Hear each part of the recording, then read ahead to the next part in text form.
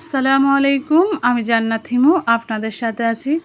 কাছে দূরে যে যেখান থেকে আমার আজকের ব্লগ ভিডিও দেখতে পাচ্ছেন, আশা রাখি আপনারা সবাই অনেক ভালো ও সুস্থ আছেন। আলহামদুলিল্লাহ আমিও অনেক ভালো আছি। আজকে আপনাদের জন্য আরও একটা রেগুলার ব্লগ ভিডিও নিয়ে আমি হাজির হয়েছি। আশা রাখি আপনাদের অনেক ভালো লাগবে।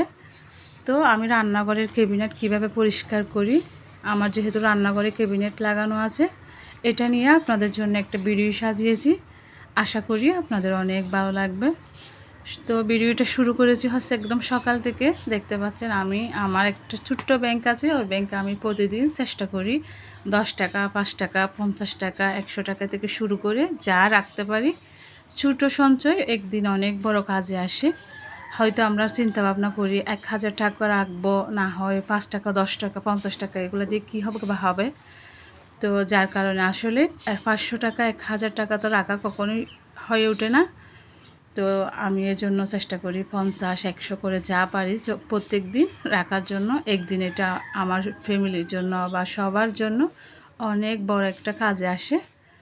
তো আমি দেখতে পাচ্ছেন ভিডিওতে আমি সকাল সকাল শুরু করে দিয়েছি আমার ফিল্টারটা ধুতে অনেক দিন হয়ে গেছে। তো যার কারণে এটা নিয়ে ভালো করে সাবান দিয়ে তারপর ধুয়ে শুকানোর পরে আমি ওটাতে পানি রাখবো।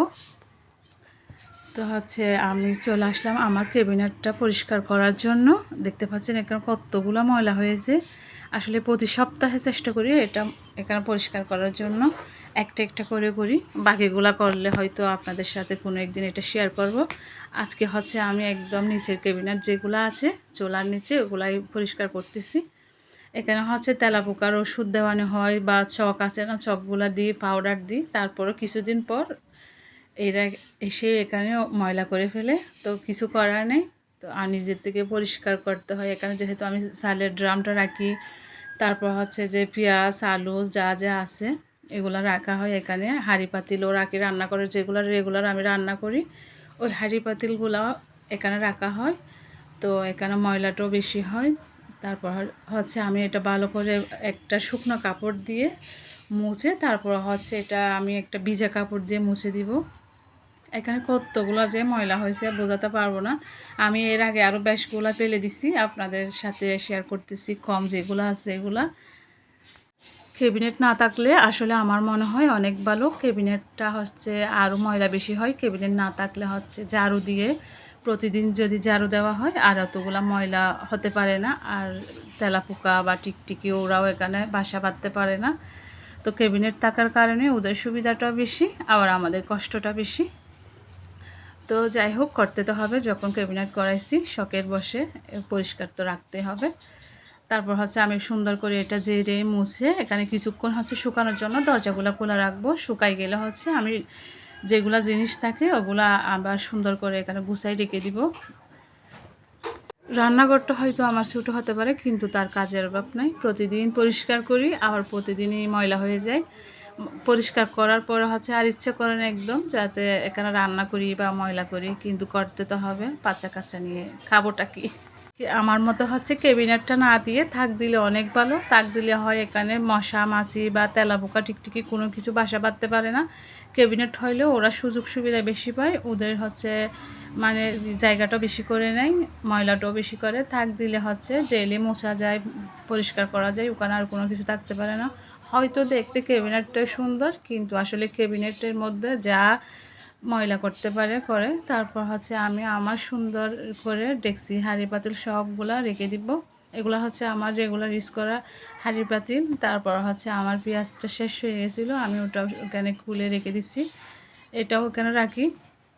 আলু পেঁয়াজ বেশি আনলে এগুলো হচ্ছে ওখানের ভিতর রাখি। আর মাংস ধোয়ার জন্য যে যে প্লাস্টিকের বেলি টেলি আছে ওইগুলো আমি সুন্দর করে এখানের ভিতর রেখে দিছি। ছোটো বাচ্চাদের ঘর যেহেতু আমি বটিটাও এখানে রাখি, তো বটিটাও আমি এখানে রেখে দিব।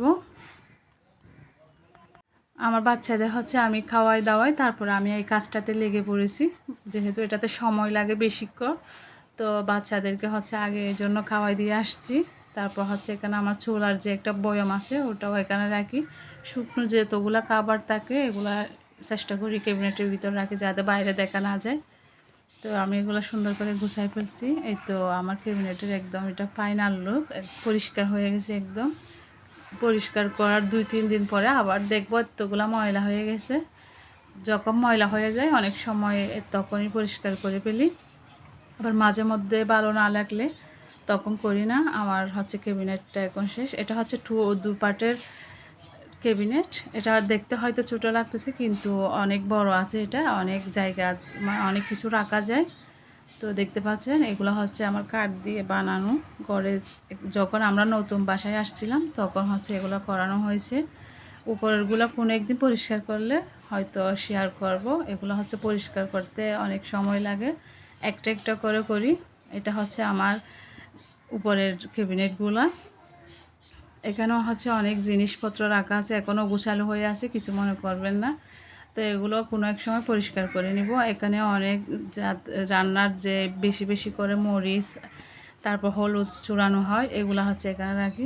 আমার হচ্ছে এই কাজটা শেষ করে আমি বাচ্চাদের জন্য বিকালে হচ্ছে একটু নাস্তার ব্যবস্থা করতেছি। আমি যে ছোলা সিদ্ধ করেছিলাম ওগুলা সুন্দর করে হচ্ছে ওদেরকে ভেজে দিব। ওরা হচ্ছে এগুলা পেঁয়াজ ও বেগুনি দিয়ে খেতে অনেক পছন্দ করে, তো এদের জন্য এগুলো করা।